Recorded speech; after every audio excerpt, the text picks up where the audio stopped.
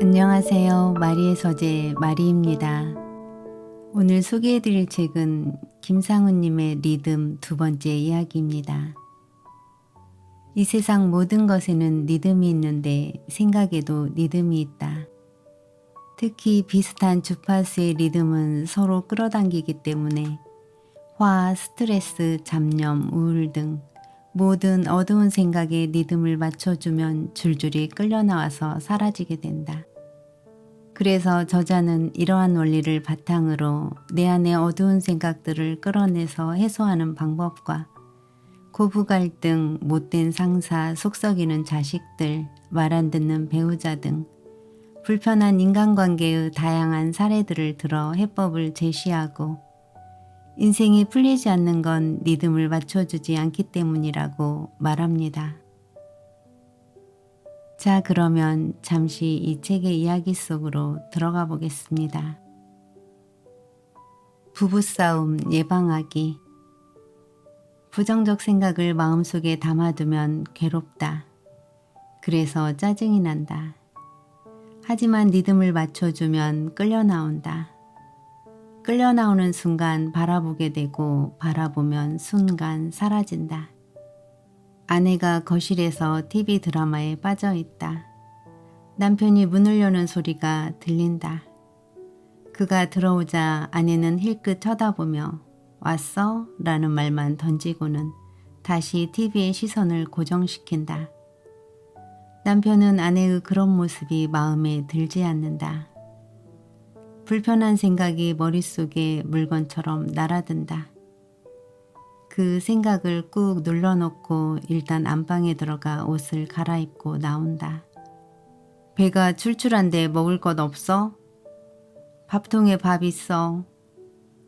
남편은 불쾌한 생각을 더 이상 꾹 눌러놓기가 힘들어진다. 아니, 당신 그게 뭐야? 남편이 왔는데 흘낏 한번 쳐다보고 밥통에 밥 있다니.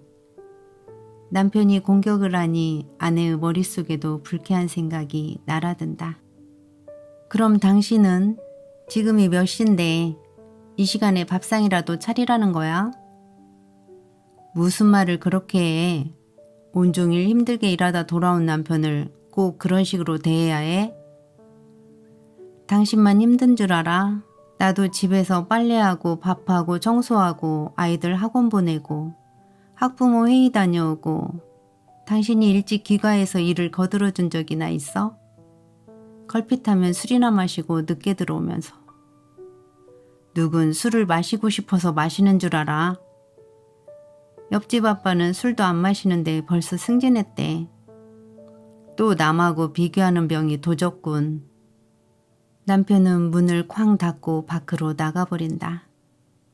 서로가 머릿속에 부정적 물건을 집어넣고 있으니 충돌할 수밖에 없다. 만일 서로 리듬을 맞춰줬더라면 배가 출출한데 먹을 것 좀 없을까? 저녁을 먹고 온 줄 알았는데 출출한가 보네. 대충 먹고 남은 일을 마저 처리하고 왔더니 좀 출출해. 이 시간까지 제대로 저녁을 못 먹었다면 당연히 출출하겠지. 찬밥이라도 줄까? 응, 내가 간단히 차려 먹을게. 아내가 남편의 출출하다는 생각에 리듬을 맞춰주니 짜증날 이유가 없다. 아내 또한 편안하게 TV 드라마를 즐길 수 있어서 좋다.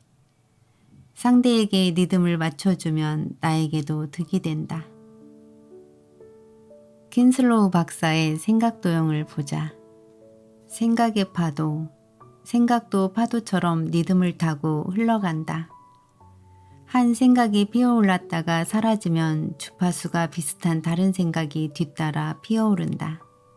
가령 여행을 어디로 갈까 하는 생각이 피어오르면 곧바로 동해안으로 갈까 서해안으로 갈까 언제쯤 출발하는 게 좋을까 숙박은 어떻게 해결하지 등 여행과 관련된 생각들이 꼬리를 문다. 비슷한 주파수끼리 서로 끌어당기기 때문이다.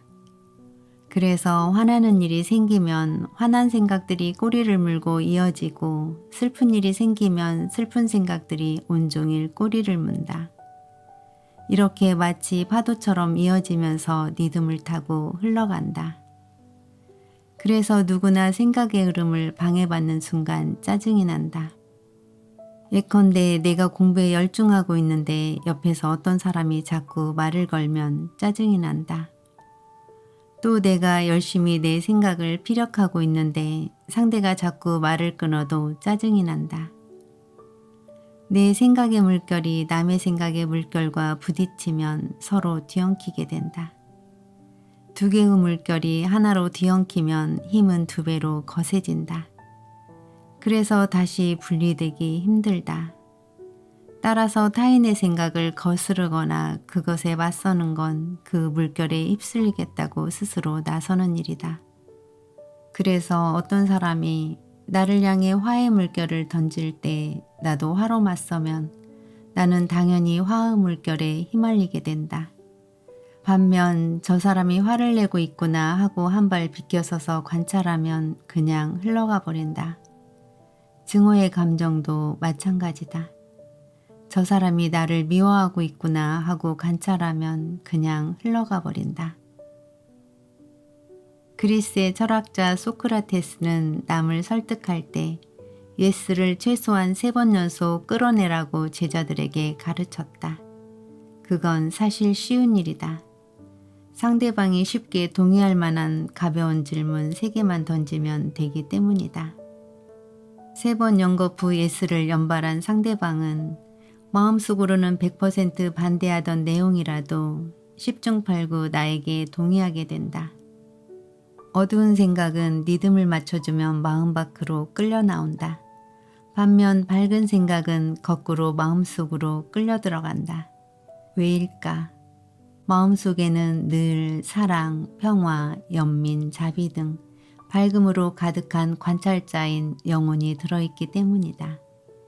관찰자는 공명의 법칙에 따라 주파수가 맞는 밝은 생각을 안으로 끌어들이며 더욱 밝아진다.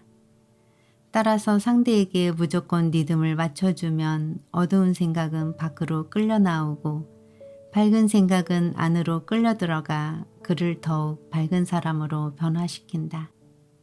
생각은 물건이다. 물건에 짓눌리면 압력을 받는다. 생각도 그렇다. 누가 나를 짓누른다고 생각하면 실제로 물건으로 짓누르는 것과 똑같은 압력을 받는다. 밀면 저항하는 물리학의 작용과 반작용의 법칙이 그대로 적용되는 것이다. 영국 런던 대학의 마먹 교수는 영국 공무원들의 건강을 조사해 보았다. 봉급이 낮을수록 심혈관 질환으로 사망할 위험성이 무려 3배나 더 높았다. 돈 때문에 건강이 나빠지는 걸까? 그래서 이번엔 돈과 관련된 요인들을 모두 배제하고 다시 조사해 보았다. 결과는 마찬가지였다. 돈과 직접 관련 있는 게 아닌데도 보수가 적을수록 심혈관 질환이 심했다. 돈이 아니라면 대체 뭐 때문에 저임금 노동자들의 건강이 나빠지는 걸까? 답은 머릿속에 든 생각이었다. 지위가 낮은 저임금자들은 나는 이 사람에게 구속당하고 있어 라고 생각하고 있었다. 반면 지위가 높고 고임금자들은 나는 내 맘대로야, 난 자유로워 라고 생각하고 있었다. 즉, 나는 이 사람에게 구속당하고 있어라는 생각이 체내의 혈류를 구속시켰다. 그래서 피가 잘 안 돌아 심혈관 질환이 많아졌던 것이다. 반면 나는 내 맘대로야, 난 자유로워라는 생각은 체내의 혈류를 자유롭게 심혈관 질환도 줄어들었다. 생각이 혈액의 흐름을 옥죄기도 하고 풀어놓기도 하는 것이다. 남이 나를 감시한다는 생각도 물건으로 나를 둘러싼 것과 같은 효과를 갖는다. 가령 출산 직전에 실험지를 유리상자 속에 넣고 사람들이 지켜보면 실험쥐는 큰 스트레스를 받고 출산을 멈춘다. 사람을 포함한 모든 포유동물이 마찬가지다. 그래서 임산부들도 산부인과 분만실에서 의료진이 지켜보는 가운데 아기를 낳을 때 어마어마한 스트레스 호르몬을 분비하며 큰 진통을 겪는다고 한다. 형언할 수 없는 출산의 고통 속에서도 남이 나를 지켜본다는 생각이 마음을 짓누르는 것이다. 반면 편안한 분위기 속에서 자연적으로 출산할 땐 진통이 크게 줄어든다. 눈에 보이지만 않을 뿐 생각도 물건은 물건이다. 저도 오래전에 늘 비협조적이고 이기적이라서 얄미운 사람이 있었습니다.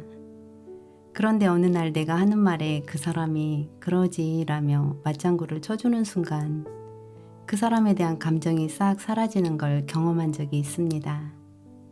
정말 놀라운 일이었습니다. 그래서 그날 이후로 저도 그러지, 그렇구나, 그럴 수 있지, 그래, 맞아 하는 말을 자주 쓰고 있습니다. 오늘은 여기까지입니다. 감사합니다. 사랑합니다.